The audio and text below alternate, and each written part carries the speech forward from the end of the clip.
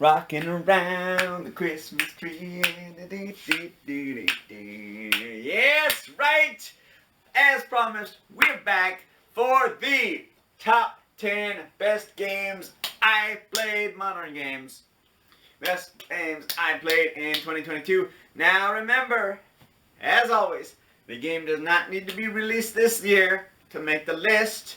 It just needs to have been played.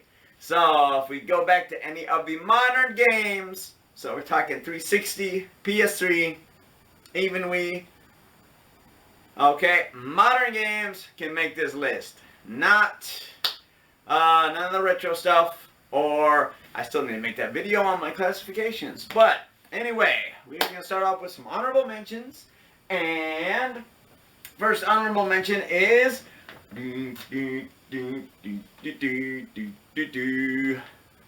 Skywalker Saga, Star Wars here for, basically every system known to man. I got it on Switch because Vader has a red lightsaber. Switch is red. So how could you not get it on that? And Lego is red, and they line up. If the Xbox symbol were closer to Luke, and Luke was more prominent, then maybe I would have gone the other way around. And Lego were green. But that would have been really cool if they had matched the cover to their Lego logo for the system. But hey, I'm not in marketing, so what do I know? Anyway, you can play all 9 games. Well, all 9 movies. You basically are playing the movie. So, I played it. I think we got to the Death Star before I kind of lost interest because I could just watch the movies. But, it'd be really fun for kids. It'd be fun for anyone who's super into Star Wars. Like, I'm talking next level otaku. I love Star Wars, don't get me wrong. But, not enough to hold my interest for that long. Maybe if I had been going for trophies, that would be a little bit more interesting. But, no, much better games out this year to play.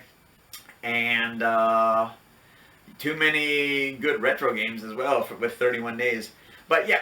Lego Star Wars, the Skywalker Saga, honorable mention.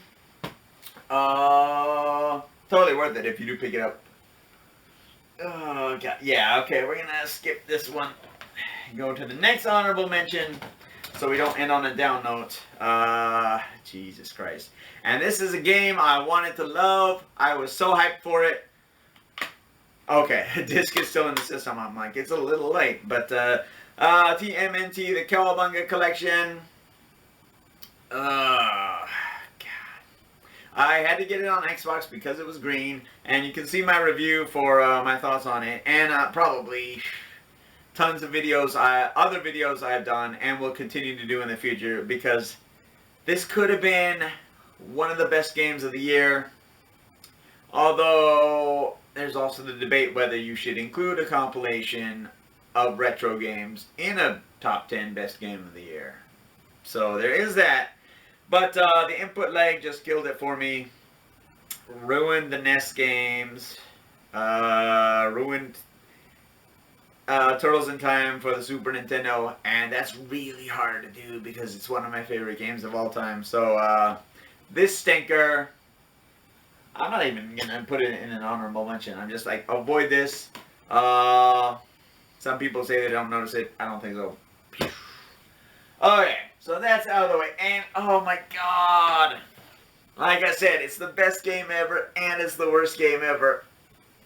This should be in the top 10, but it's not. It's so broken. Pokemon Violet. You can see the physical digital here. You go to the convenience store, and you can pick it up, and there's a code on the back of the card. Oh, I have had a ton of fun playing it the last, I don't know, month or so. But it needed to bake another 6 months to a year. What they should have done was released Arceus this November, and then release this November 2023. And then I think everything would have been fine. Instead, they rammed Diamond Brilliant Diamond and Shining Pearl down our throats. Well, that was the regular release. Then they rammed Arceus down our throats 2 months later. And then I think there was even another Pokemon. What, didn't Snap come out this year or something? And we get this. That's too much Pokemon. Even Microsoft has plans to cool down on the Call of Duty stuff. So know your role, Game Freak. Learn how to program and do better, because this should have been top 10 games of the year. The story's that good. But okay, what does make the top 10 game of the year? Number 10, and gonna get a lot of controversy for this, but as I said, my favorite game wasn't even nominated for the Game Awards. So, number 10, I cannot deny that Elden Ring is a well put together game. Graphics look fantastic. It plays pretty good, except for my busted L bumper on my old, well, not old Xbox controller, but one of the Xbox controllers. But yeah, the disc's in there. Okay, still feels like. Yeah, I played it for 6 hours, and I was just really bored. And I guess the conclusion that everybody has come to, because I already knew this, but open world games are just kind of boring. Pokemon is just small enough to where it doesn't get to be too over the top. The 32 state MacGuffins are annoying, but this is just too big. I don't want to play it. And I know people who spent hundreds of hours on this game because it is a decent game. But like Breath of the Wild, no one needs to collect 900 pieces of shit. It's just too big and too empty and too boring. That's the way I feel about Elden Ring. So it didn't last longer than 6 hours. Who knows? I might change my mind in the future. Go back to it. You know, clean up some achievements, because I did unlock one. Yeah, so that's Elden Ring. Not my game of the year, although a lot of people love it for some reason. Number 10. And we can play this on Switch. It's multi-platform. But it's called What the Dub. And they use some old movie or TV clips, and they cut out parts of the audio. So, and then you're supposed to put something funny in that they say. And we've been playing this at game night, and you can just put it in on your phone, and it'll go to the server, which is connected to the Switch or whatever. And it's got some really funny stuff. So, What the Dub is my number 9 game of the year. Digital only. In fact, I don't even have it, but I probably could call the website up, but it wouldn't be able to show you much. What the Dub, number 9 game of the year for 2022. Oh. Number 8, I can show you, because this blew up at the beginning of the year, and it had everybody at work playing it.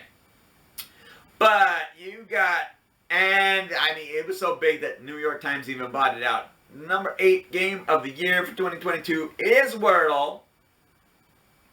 Now, you just put in, I don't want to give you my starter word, but you just put in 5 letters here and try to guess what the mystery word is. You get 6 chances. Okay, and I got one yellow A, so that's the correct letter in the wrong spot. And the other letters aren't there. Now, I've actually done this earlier today, so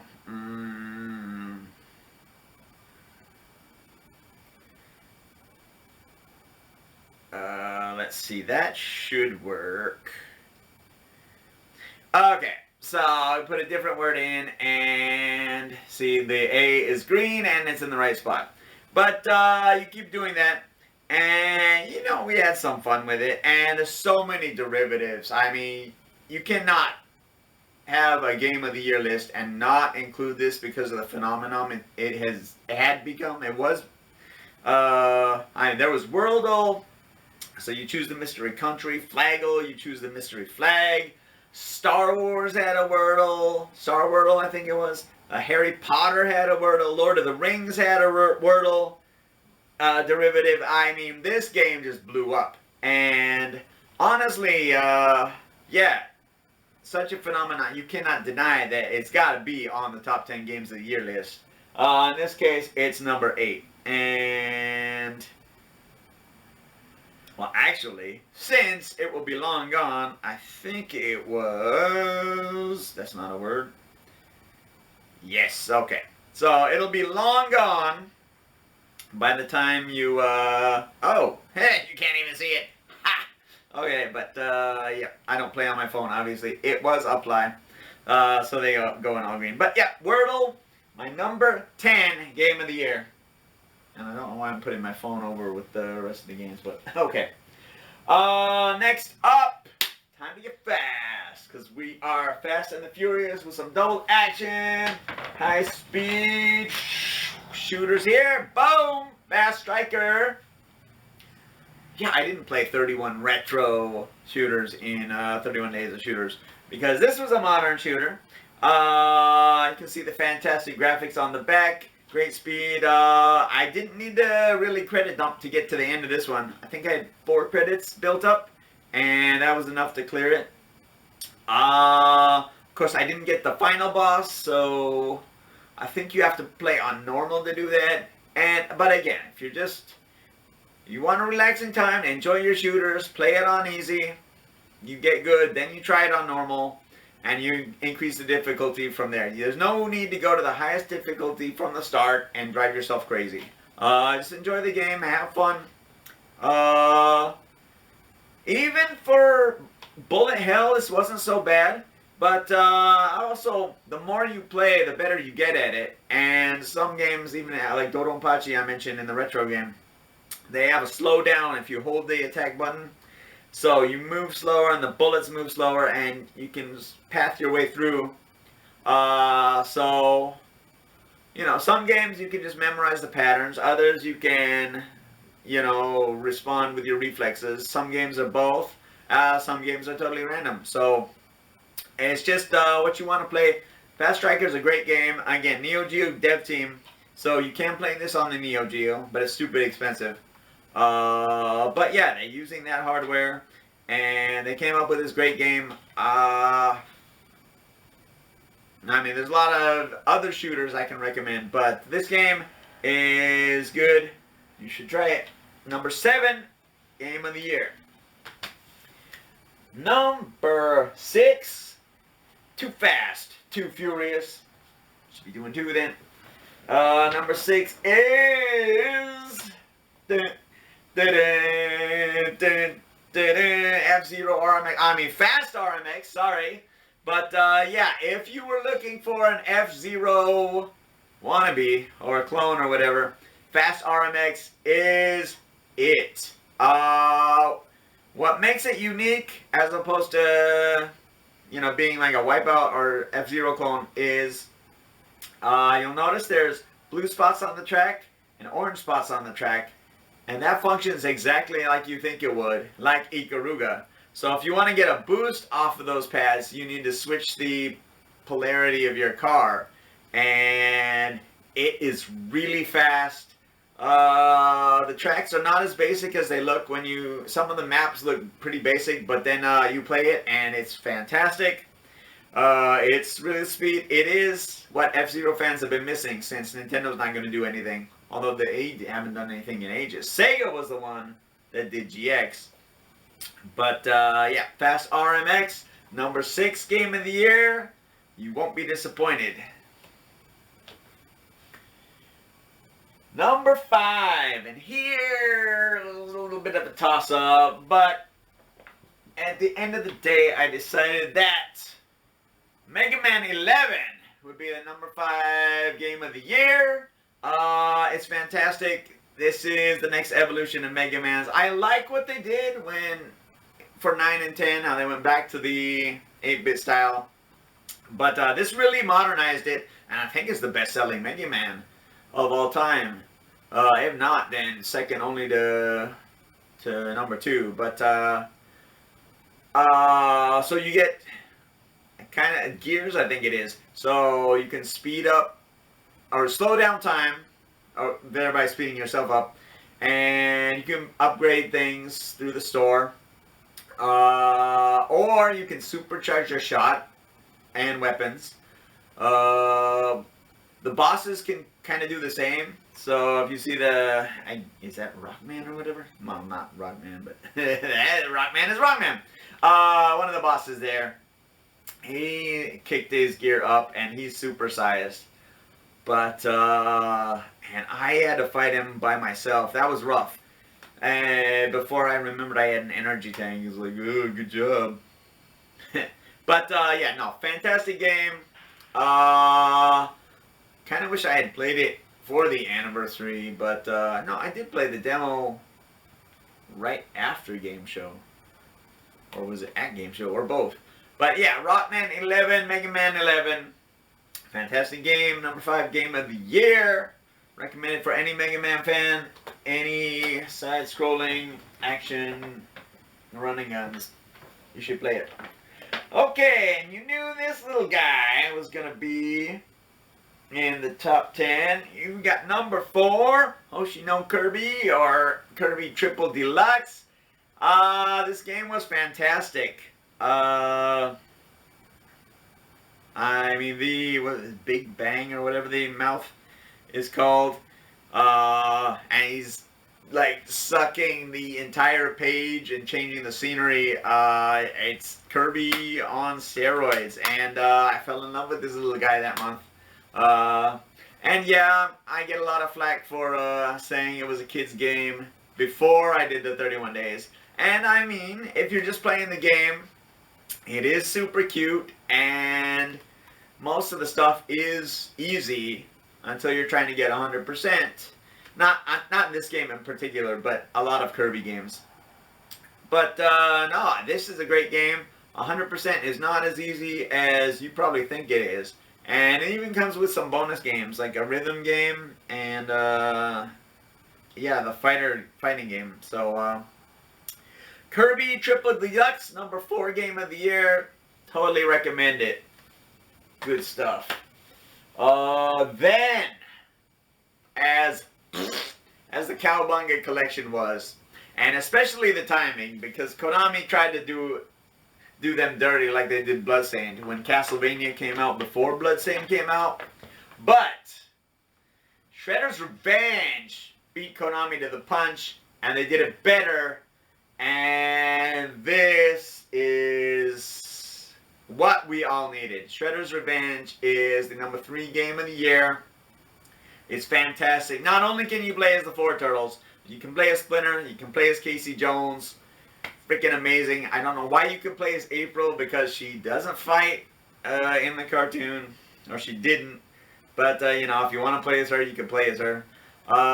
It is a bit long. There are 16 stages, and that kind of floored me, because, you know, I was expecting 8 or 10 or something, like a normal game, but 16 was a lot. The graphics are fantastic. The story's fantastic. They pull a lot from the cartoons.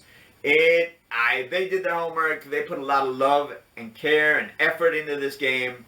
Shredder's Revenge is... Oh, is it better than Turtles in Time? Or is that nostalgia talking?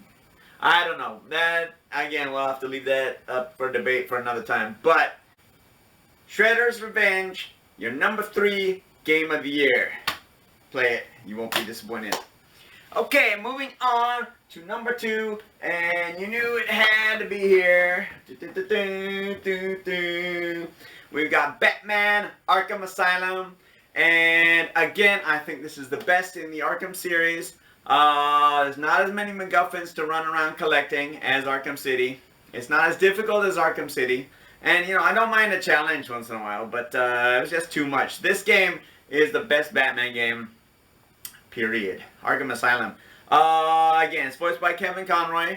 Rest in peace. You know, it's hard, because I spent a month of my life playing Arkham Asylum and Arkham City. I spent a month of my life hearing the man's voice, and then he passes, and it's like, wow, that was a gut punch. You know, and of course he did the classic cartoons when I was in high school and stuff, so... again, and Mark Hamill voiced the Joker. It's just a fantastic game. The controls are excellent. The graphics are excellent. It was re-released on the PS4 and Xbox One, so there's no excuse to not play it. Arkham Asylum, Return to Arkham, I guess, is your number 2 game of the year. And for your number 1 game of the year, we need to bring out our special guest, Kirby, because you know it had to be. The Game Awards don't know what they're talking about. This game wasn't even nominated, and it's phenomenal. This Kirby and the Forgotten Land, or Kirby Discovery, is the best game released in 2022, hands down. There's no argument. It's his first trip, and it just keeps getting better and better. There was Dreamland, and Adventure was better than that, and then 64 combined the copy abilities into something completely different. The Triple Deluxe was fantastic. And then Mouthful Mode, you turn into a freaking car. You turn into a cone and you bust up cracks in the ground. It's fantastic. I mean, I got 100% on this game, almost exclusively without help. Maybe 1 or 2 things I looked up, but it's just fantastic. You can upgrade the abilities. I cannot say enough good about this game. It's fantastic. And spoiler alert, you turn into a freaking truck at the end of the game. A freaking truck. You are Optimus Kirby. How could you not love that? How is that not Game of the Year? What are you thinking? Game Awards, you're just out of your damn minds. Kirby and the Forgotten Land is the best game of 2022. End of discussion. So, thanks for joining me. And let me know in the comments what you think is the best game of 2022. And we just have one more thing to do then.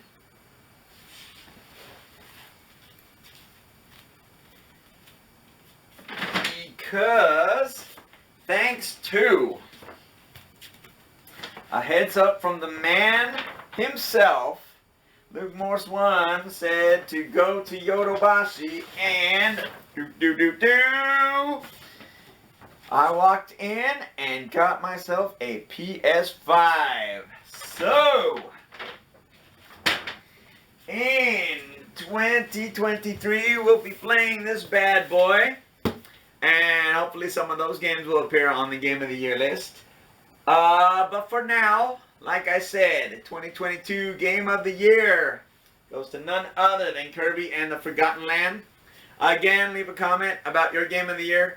And yeah, thanks always for watching. There is one more thing that's even better than Kirby and the Forgotten Land, and we'll get to that in a special edition in the next video. So, until next time, thanks for watching, and have a good one. Oh, yo!